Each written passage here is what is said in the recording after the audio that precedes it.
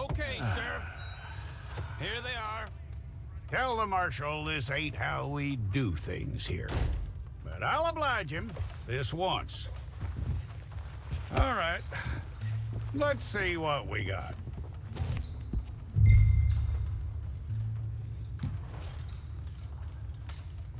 Come on.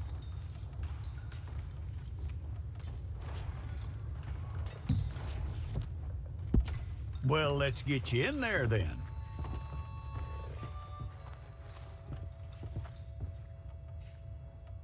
I'm gonna need...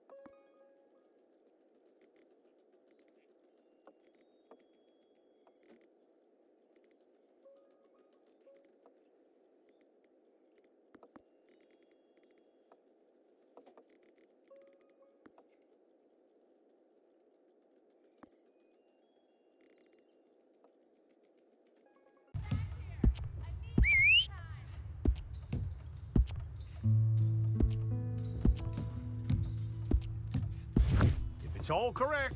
I'll take a photograph. I'll need to see your fingers, palms to you.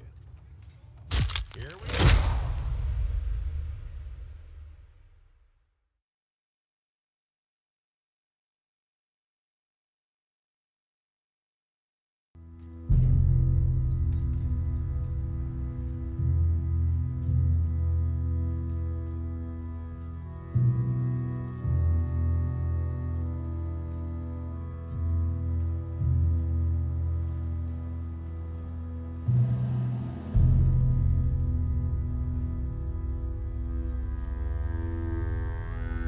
Jackson! Officer Jackson, move those prisoners!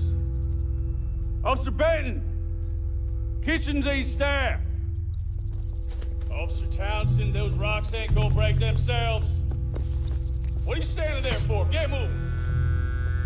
What are you looking at? Go on, get moving!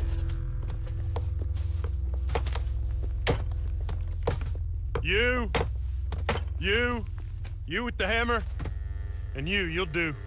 We need to perform a work detail out in Rhodes. Come on, get in.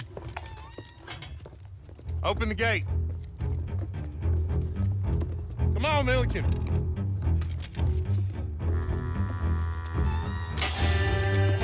Yeah!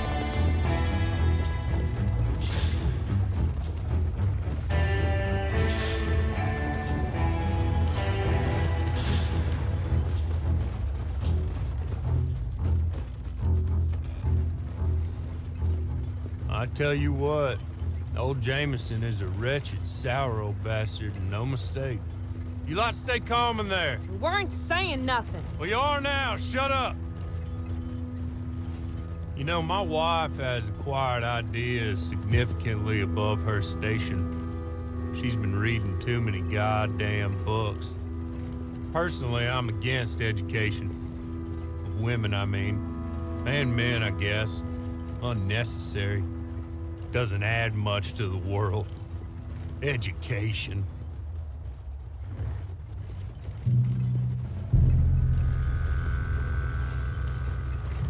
Good day, gentlemen. Oh. Don't do anything stupid, nobody gets shot. Act like fools, and the pair of you will be dead within a minute. Now, what are your names?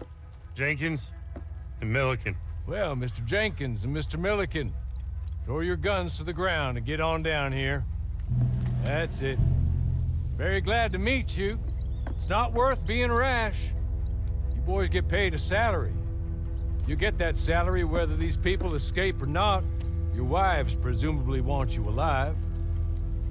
Let them out. Now, please. Okay. You all run away. Aside from you.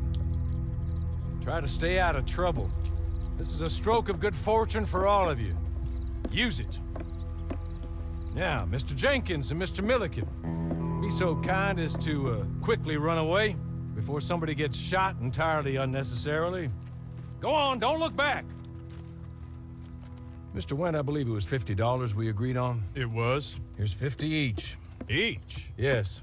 Now get out of here, both of you. My employer and I appreciate your professionalism. All we did was stand there and look tough. And you did it fantastically well. Good day, gentlemen. Now, ma'am, how about you pick up these guns and we move out? My mistress is waiting for us. Come along. And you better get on this horse.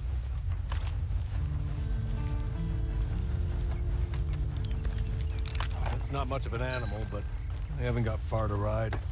Get on the horse there. Ready? Wonderful. I hope you'll forgive the secrecy. My employer particularly values discretion. My name is Mr. Horley, by the way. 6 months at Sisika Penitentiary, awaiting a hanging for a murder you did not commit. Must have felt a whole lot longer, my friend. You still seem strong, though. I mean, doesn't look like breaking all those rocks has left you entirely broken, in body or in spirit. I hope I am right about that. Rounding you folks up, and those sham trials, they were a disgrace. Made a mockery of the rule of law. Still can't quite believe they got away with it. There's others convicted when you were. Came out breathing fire. Maybe you're like that too. Guess we'll see. Or maybe you just want to put it all behind you, forget you were in there at all. That would be fine, of course. You're just up here. There's the camp. Hit your horse.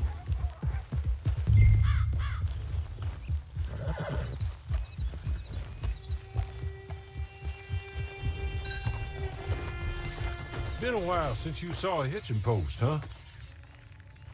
This way. She's anxious to meet you.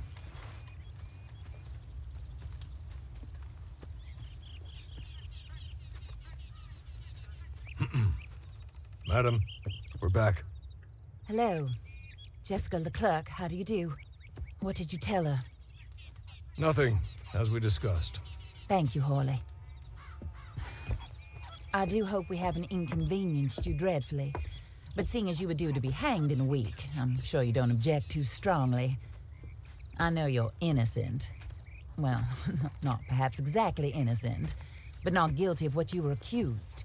I know you and those who were with you that died were little more than patsies, and that you were set up by one of 3 men or a woman, possibly by all of them. I can't be sure, but that is all I know so far. And one of these people also made Mrs. Leclerc a widow. And I will avenge my husband's death, so help me God. But I will not avenge it upon them who did not cause it, or caused it unwittingly. Anyway, I'm sure this is all a touch confusing and melodramatic. Where are my manners? Horley, please show our guests to their tent and give them some fresh clothes to put on. Very good, madam. Then serve us both a little refreshment. Certainly, madam. This way. You'll find a change of clothes in there, alongside a few other items you might need, a lasso, a knife, and a lantern, I believe.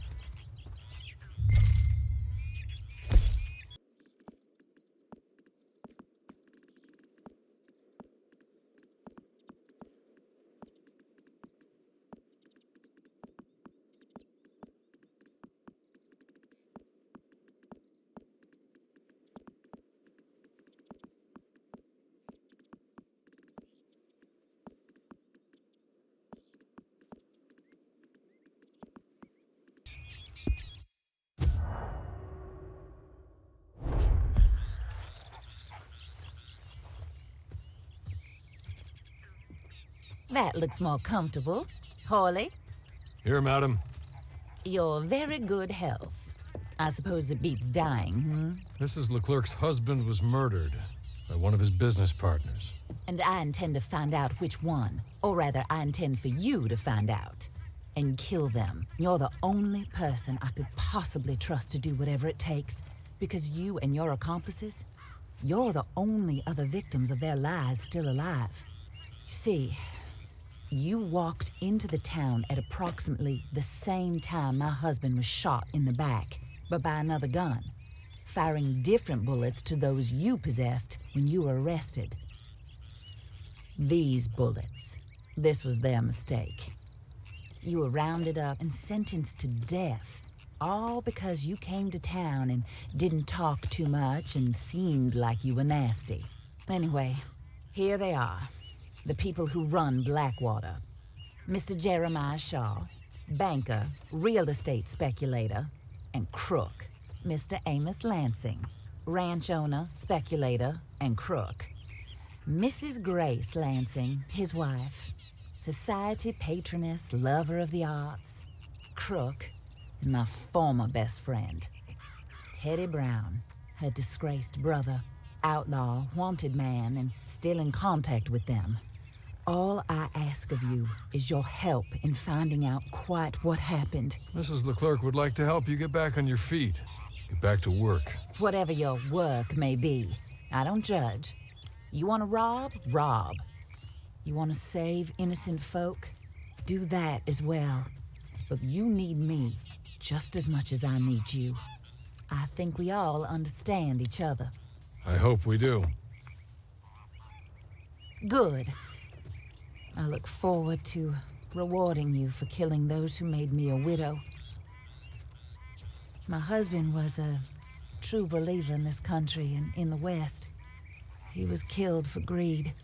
Foul greed when there's quite enough for everybody. I don't care what your scruples are as to killing. I will take the full burden of that sin upon my shoulders. Goodbye, for now. Then Hawley, go introduce her to nice Mr. Cripps.